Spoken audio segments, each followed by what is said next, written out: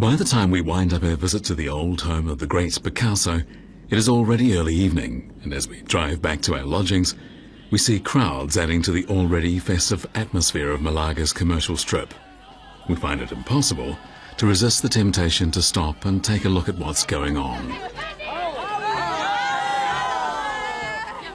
Earlier, we had seen the downtown area in broad daylight, but in the evening, it's something else again. People of all ages, men, women, little children and senior citizens, come downtown for an evening of entertainment. Tonight, many people have painted their faces or are wearing masks, creating a riot of self-decorated images based on characters in old stories and fables. And there's plenty of animal figures as well. But the most eye-catching moment comes in the form of a magnificent float procession that winds its way through the streets.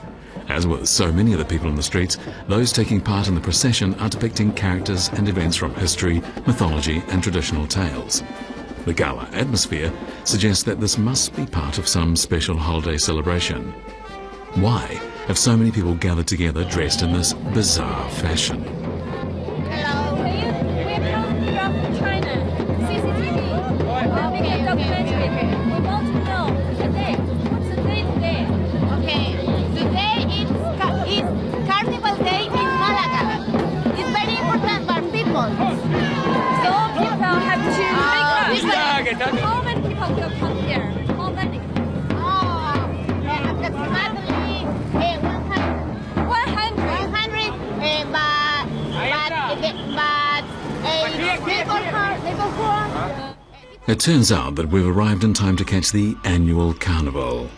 When one mentions the word carnival, people usually think of the island of Trinidad off South America. But the carnival actually had its beginnings in the Middle Ages in Catholic nations such as Italy, France and Spain. It was only after Columbus arrived in Trinidad in 1492 that this exuberant celebration of life took root in South America.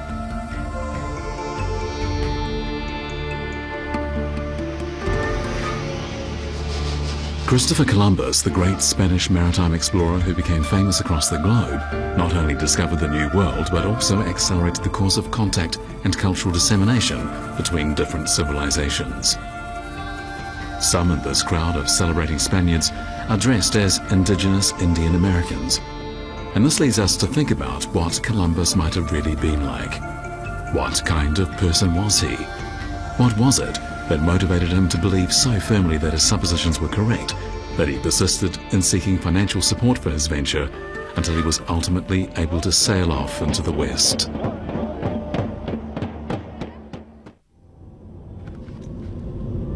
The town of Seville in southern Spain and the small city of Malaga are separated by a distance of 209 kilometers. It is said that Columbus set off from Seville, and although there's some doubt as to this, we set off for Seville in the hope of finding some trace of the point from which Columbus set sail to discover the New World. As we look out the car windows, our thoughts turn to some of the little-known stories about Columbus and the discovery of the Americas.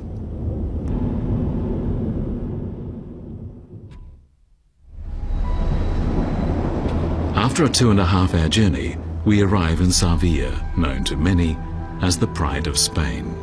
Here in this unique city, the cultures of Islam and Christianity seem to have merged. With the old city bathed in sunlight just beyond the hotel entrance, we ask the staff in the lobby where we can find the place from which Columbus first set sail. Hola. English? Little?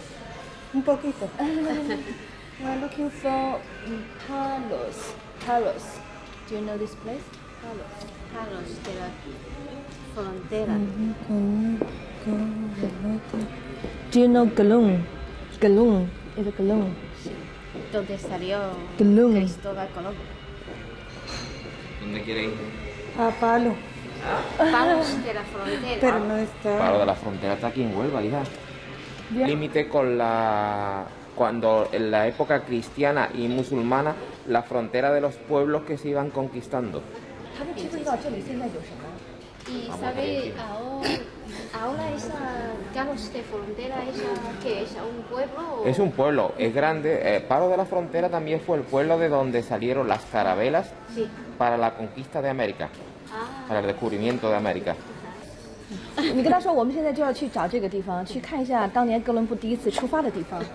Y ahora vamos a Palos de la Frontera para ver dónde salió el Colón. Sí, eso, ahí es. 从这里出发到那儿有多远？大概 ？How far？ Y desde aquí hasta aquí. Hasta Palos. Sí, ¿cuánto? 1 hora y media aproximadamente. La A49 tiene que llegar hasta aquí, hasta Huelva, y luego bajar. 1 hora y media, porque hasta Huelva es 1 hora, pero de Huelva a Palos la carretera no es autovía y es un poquito más lento. 1 hora y media se 大 tarda. 概1个小时。 OK, gracias. Gracias. Muchas gracias. After an hour and a half, we hear cries of seagulls, and we know that we've arrived at the port of Palos. But to our surprise, the view that greets us is of a harbour estuary, and as the tide is out, instead of water, we see an exposed riverbed dotted with birds foraging for food. The scene is rather desolate. The image we had hoped for of a bustling port with an old world charm has long faded. Yet this is said to be the port from whence Columbus first set sail. If so, why did he choose this tiny port to set off on his first voyage?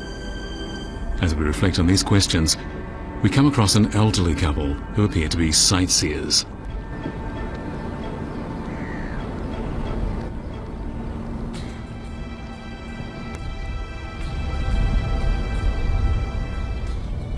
Yes. Hola. Where come from?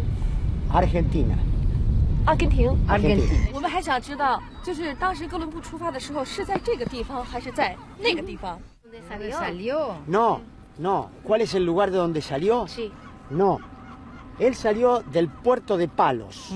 Puerto de la Palos. Puerto de Palos. Ajá. Y ya no está más. Ah. Ya no está más. El puerto no Ya, existe ya no más. existe más Ah. como puerto, pero es acá en la continuación de este río. ¿Este río cómo se llama? Este es ahí dice... Está, Tino, ¿no? Tinto. Tinto. Tinto. Tinto. Río Tinto. Río Tinto. Río Tinto. It seems that although it is now largely deserted, the port of Palos has not lost its ability to attract visitors. The couple's from Argentina. They speak English and Spanish with perfect fluency and seem to know a great deal about Columbus. Although we would like to engage in a longer conversation and find out what has drawn them to Palos, we are sadly too pressed for time and concentrate instead on asking them what they know about the port of Palos. 哥伦布为什么第一次选择了这里作为他的这个出发的地点？就是他们知道吗？ Porque acá estaba un puerto, que era el puerto de Palos, que era un puerto donde residían unos hermanos que eran navegantes muy reconocidos que se llamaban Pinzón, los hermanos Pinzón. ¿Hermanos de quién? ¿De Colón? No, ellos eran Pinzón. Dos hermanos. Dos hermanos que eran Pinzón. La Y ciudad eran de- navegantes, sí, y, eran de acá. y vivían aquí en el puerto de Palos. Y tenían barcos y tenían la posibilidad de ayudar a Colón en su viaje a América. 他大概知道当时哥伦布出发的一个情景吗？是怎么一回事儿？当时那边是个港口是吧？很繁荣，还是怎么样？ Y aquella había mucha gente cuando salió Colón. No, No, no, No. no. no, no. Pero acá fue muy importante la explicación de Colón de su teoría sobre los viajes hacia el occidente. Y encontró el respaldo de los reyes católicos, Claro. que venían Aquí como acá. lo- En el convento Acá. de la Rábida. Ujú. Ahí arriba. Acá. Ya. Ya lo venía explicando Colón, Ajá. ya lo había explicado en Salamanca, Sí. acá en el interior se lo había explicado Ajá. a la reina Isabel la Católica, Ujú. Ya. y a ella le gustaba.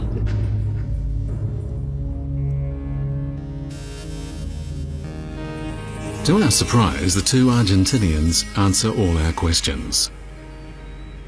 Originally, Columbus had a connection not only with this port, but also with the monastery situated above it.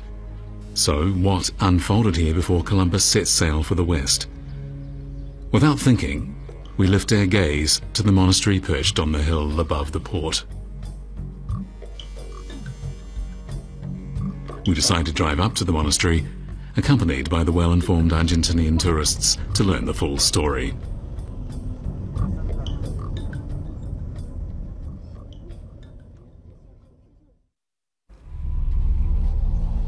A bronze statue of Columbus comes into view. The Columbus in the statue has his left hand firmly grasping an oar, his gaze riveted on the nearby port of Palos. The statue seems to be reminding people that had it not been for that first voyage from Palos that year, the legendary discovery of the New World by Columbus would not have taken place. To the left of the statue there is a serene-looking structure, apparently Moorish in style. Signor Palos de Frontera tells us that we're about to arrive at the convent.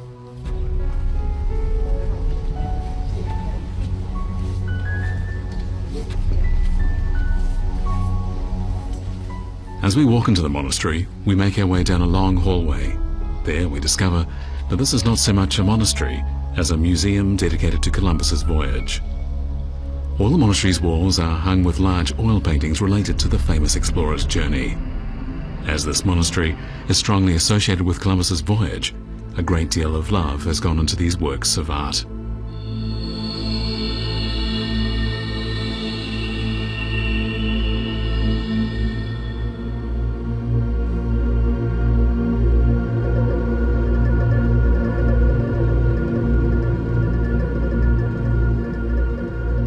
From Senor Palos de Frontera, we learn that Columbus had always longed for the chance to fulfill his plan of sailing west to reach the Orient.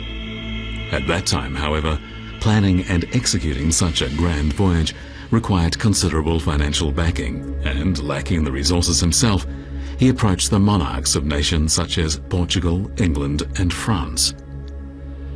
Meeting with nothing but refusals, he resolved to make his way to Spain, taking with him his son, navigational maps, and his ever-growing ambition. His hope was that the Spanish monarch would help him fulfill his vision.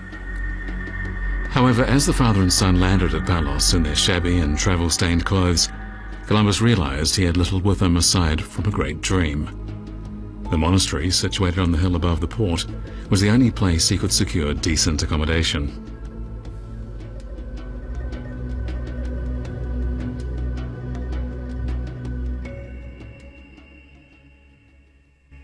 Ese Colón que está ¿cómo se llama? Pidiendo explicación de toda su teoría.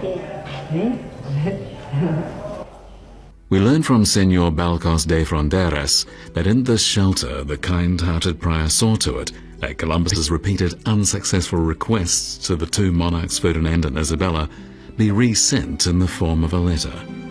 The prior had decided to lend Columbus a hand. The scales of fate were finally tilting in the explorer's favor. By a happy coincidence, in 1491 the Spanish Queen Isabella had just prevailed in the 10-year siege of Granada, the last stronghold of the Moors in Spain, and she was celebrating this great victory. After many years of war, the abundantly far-sighted Isabella was bent upon opening up a competitive place in the navigational routes to the islands of the East Indies. Thanks to the work of the office of Prior Perez, and with this in mind, she decided to once again meet with Christopher Columbus, this dreamer she had already received on several occasions. As Columbus laid before the Queen his absurd plan of adventure, one which so many eyes had already scrutinized, the Queen rejoined, "People all say that the sea to the west cannot be crossed." Columbus wisely did not respond to this, but instead posed a question. And what did people say about Granada? The Queen thought briefly, then replied, "They said it couldn't be conquered." It was perhaps this clever response from Columbus that caused the Queen to grant him what he wished. Soon after, with the support of Queen Isabella, a committee made up of mariners and scholars began to analyze and debate Columbus's plan.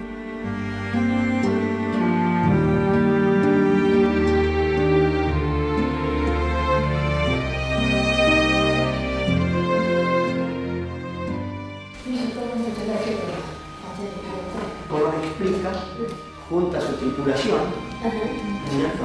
Con los hermanos Pinzón y aquí se va. On a wall in another room in the monastery, we come across a scene portraying Columbus explaining his plans for his voyage to the committee authorizing the final plan for the venture. In order to execute his ideas, Columbus had to present his case convincingly and explain it in great detail without omitting anything. Unfortunately, after listening to Columbus, the committee asserted that his approach was totally unrealistic. But despite this, Isabella remained impressed. The Queen simply constituted a new committee, which then approved Columbus's plan for reaching the islands of the East Indies. On August the 3rd, 1492, Columbus bestrode the deck and issued the order to weigh anchor, and the crew took advantage of a sluggish ebb tide to slip out into the Atlantic. After enduring the privations of more than 2 months at sea, on October the 12th, 1492, the sailors at last looked out upon a stretch of hoped-for shore. Columbus was ecstatic. He cried out, "We've finally arrived in India." In reality, he had only reached the island of San Salvador in the Bahamas. India was several thousand miles farther off. However, due to Columbus's misapprehension on this score, the indigenous inhabitants of this piece of land came to be referred to as Indians. News of Columbus's discovery of Asia stunned all of Europe. The Spanish royal court was as ecstatic as Columbus and designated October the 12th a day of national celebration. After this initial success, Columbus undertook 3 more voyages to the west, pioneering Spain's maritime enterprise and developing the nation's overseas trade.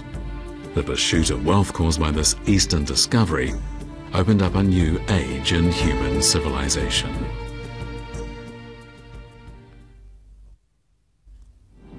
Nevertheless, Columbus's great goal had been to discover large quantities of gold. It is said that in the year after Columbus discovered the American continents, the Spanish colonial empire drew in huge quantities of gold and silver which, when brought back to Spain, were temporarily stored in a tower. It is said that this treasure was later transported overland to Madrid and turned over to the royal family. Does this repository of treasure, this golden tower, still stand today? We make our way down a road following the Guadalquivir River and reach the site of the famous Treasure Tower.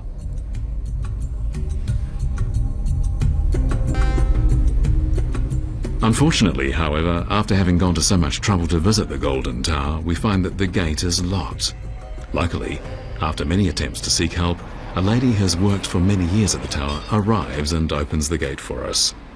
Following this lady, we enter the tower and ascend a spiral staircase.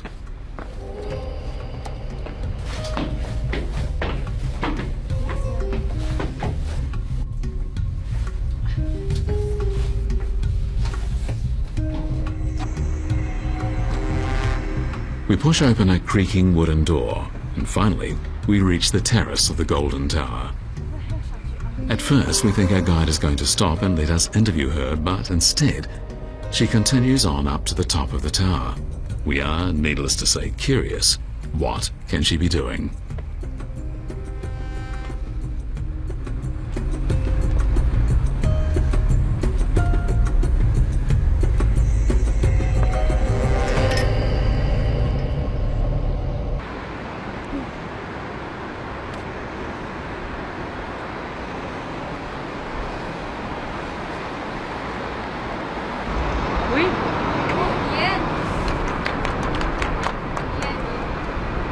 Abrimos la torre, sí. Entonces lo primero que se coloca es la bandera. Se llama, la Torre del Oro se construyó en el 1220.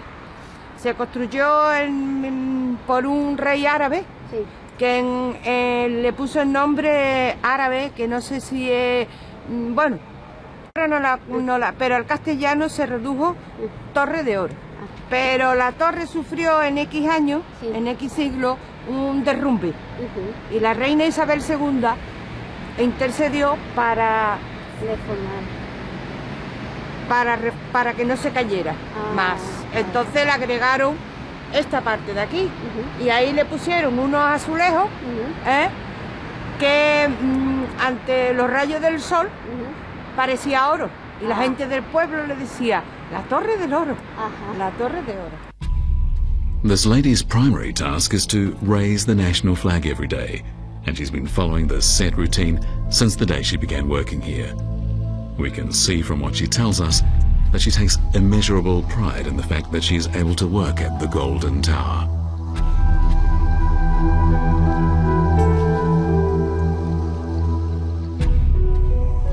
说这个为什么叫黄金塔，是跟这塔的本身的颜色有关系哈，所以叫黄金塔。我们听说好像这里头曾经藏过大量的黄金，跟哥伦布有关系。Que cuando venían los barcos de las Américas y los barcos llenos de... Era una torre que no podía desaparecer, porque desembocaba aquí había un túnel abajo que desembocaba en la Casa de la Moneda. Standing on the tower, we enjoy a stunning panoramic view of Seville that stretches as far as the eye can see. In the 15th century, this was the terminus for ships returning from India, and so massive amounts of merchandise from the east were transshipped from here. The Golden Tower is visible evidence of Seville's finest period of prosperity. We return to the tower's interior, where ancient navigational instruments are on display. We also see a number of large maps which were in general use at that time. A large oil painting on canvas depicts Seville as it was several centuries ago, presenting us with images of a busy trade port and scenes from everyday life. We also come across a model of the flagship that led the flotilla in that year, the Santa Maria. We can feel some of the history of the Spanish nation's maritime exploits in the various navigational tools on display, such as the compass and the telescope, items from a time in which there was a burning passion for seafaring.